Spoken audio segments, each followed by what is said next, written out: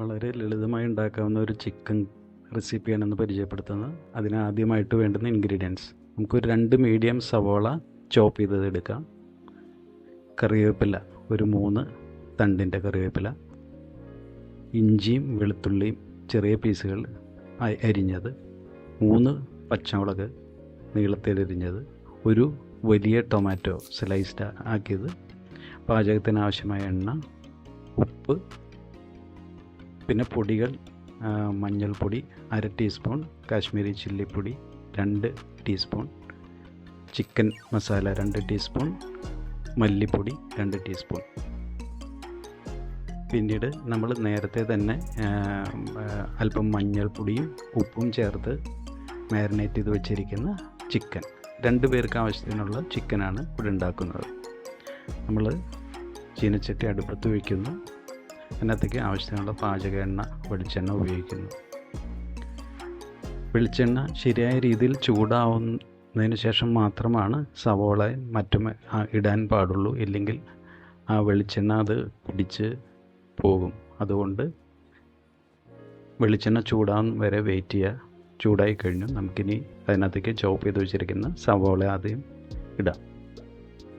സവോള ഇട്ട് കഴിഞ്ഞിട്ട് അതിൻ്റെ ഒരു പെട്ടെന്ന് മയപ്പെടാൻ വേണ്ടി ഒരല്പം ഉപ്പ് അതിനകത്തേക്ക് ആഡ് ചെയ്യാം. നമ്മൾ ശ്രദ്ധിക്കേണ്ടത് നമ്മൾ ആദ്യം ചിക്കനിൽ അല്പം ഉപ്പ് പുരട്ടി വെച്ചിട്ടുണ്ട്. ആകയാൽ കുറച്ച് ആദ്യം ഇടുക, പിന്നീട് ടേസ്റ്റ് നോക്കിയിട്ട് ഉപ്പ് ആഡ് ചെയ്യാവുന്നതാണ്. എന്നിട്ട് ഇത് നന്നായിട്ടൊന്ന് ഇളക്കി കൊടുക്കുക. ഇളക്കി കൊടുത്തിട്ട് നമുക്കത് അടച്ചു വെച്ച് വേവിക്കേണ്ടതാണ്. അപ്പോൾ കളർ മാറി വരുമ്പോൾ നമുക്ക് പിന്നീട് തക്കാളിയും ആഡ് ചെയ്യേണ്ടതാണ്.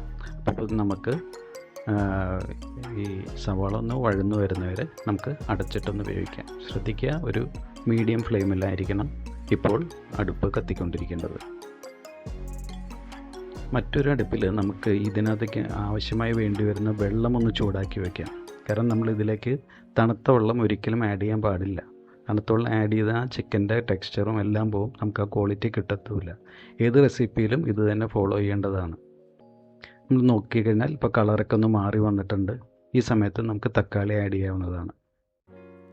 തക്കാളി ആഡ് ചെയ്തിട്ട് ഇവ നന്നായി ഒന്ന് മിക്സ് ചെയ്യുക.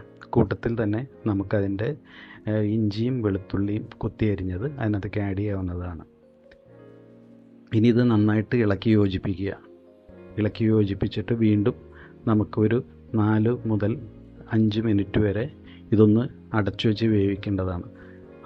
അത് കഴിഞ്ഞിട്ടാണ് ഇതെല്ലാം നന്നായി മാഷ് ചെയ്ത് കൂട്ടി യോജിപ്പിക്കേണ്ടത്. നമ്മൾ ചട്ടകം വെച്ച് തന്നെ അതൊന്ന് ഇളക്കി യോജിപ്പിക്കും ഈ വെന്ത് കഴിഞ്ഞ് കഴിയുമ്പോൾ. അതിനായി ആദ്യം തന്നെ നമ്മളിതൊന്ന് അടച്ച് വേവിക്കാൻ പോകുന്നു.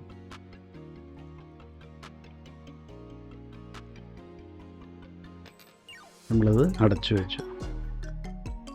ഇപ്പോൾ അത് തുറന്ന് നമ്മൾ നോക്കുമ്പോൾ തക്കാളിയൊക്കെ അതിൻ്റെ നന്നായി വെന്ത് കഴിഞ്ഞു. നമ്മൾ ഒന്ന് ഉടച്ചാൽ തന്നെ അത് പരുവപ്പെടും. അത് കണ്ട് നന്നായി രീതിയിൽ അത് ഉടഞ്ഞു വരുന്നുണ്ട്.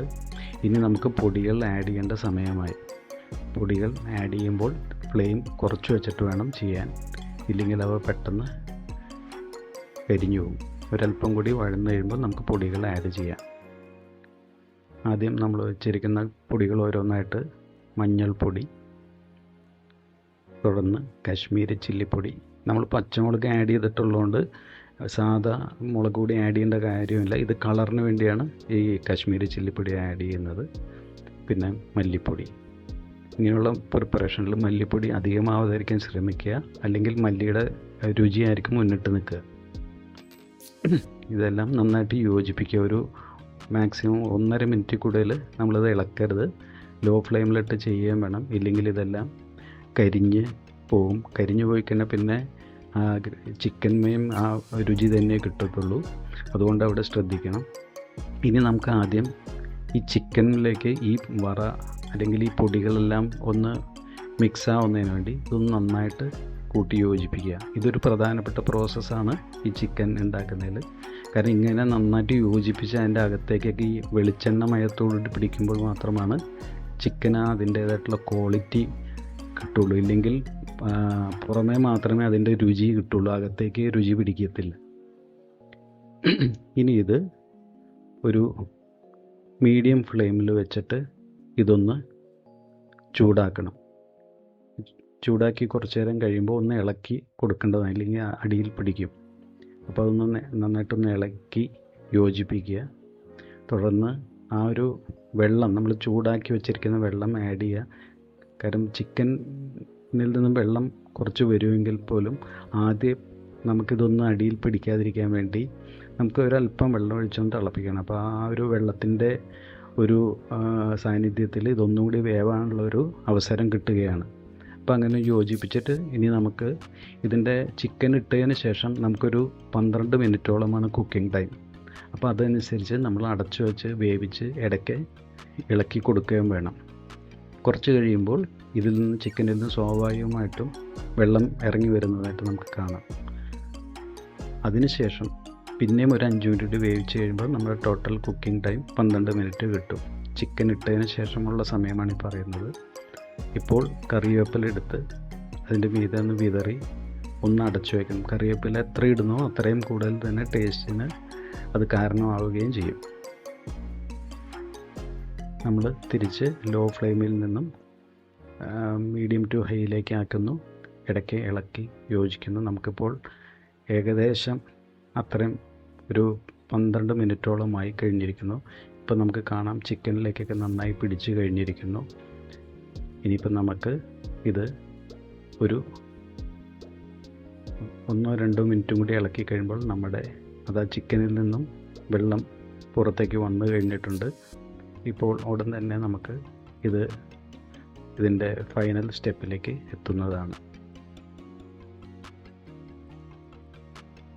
ഇപ്പോൾ നമുക്ക് ആ ചിക്കൻ്റെ ഫൈനൽ രുചി ഒന്ന് നോക്കിയിട്ട് ആവശ്യമെങ്കിൽ മാത്രം ഉപ്പ് ചേർക്കാവുന്നതാണ്. തുടക്കത്തിൽ ഉപ്പ് ചേർത്തിട്ട് നമ്മളത് നോക്കിക്കഴിഞ്ഞാൽ ഇറച്ചിയിലേക്ക് പിടിച്ചു കഴിയുമ്പോൾ അത് കൂടുതലായിട്ട് പിന്നീട് നമുക്ക് തോന്നിയേക്കാം. അതുകൊണ്ടാണ് എല്ലാം ഇറച്ചിയിലേക്ക് പിടിച്ചതിന് ശേഷം അവസാനമായി മാത്രം ഉപ്പ് നോക്കി ചേർക്കേണ്ടതാണ്. ഇനിയിപ്പോൾ നമുക്ക് ഇതൊന്നും കൂടി ഒന്ന് അടച്ചു വെച്ച് ആ ഉപ്പൊന്നും കൂടി പിടിച്ച് കഴിയുമ്പോൾ നമുക്ക് ചിക്കൻ റെഡിയായി കഴിഞ്ഞിരിക്കും. നമുക്കിനി ഒരു സെർവിങ് ഡിഷിലേക്ക് മാറ്റി അതിനുള്ള ആവശ്യത്തിനുള്ള ചെറിയ രീതിയിലുള്ള ഗാർണിഷിങ്ങും ചേർത്ത് കഴിഞ്ഞാൽ നമ്മുടെ ഈ എളുപ്പമുള്ള ഒരു ചിക്കൻ റെസിപ്പി തയ്യാർ.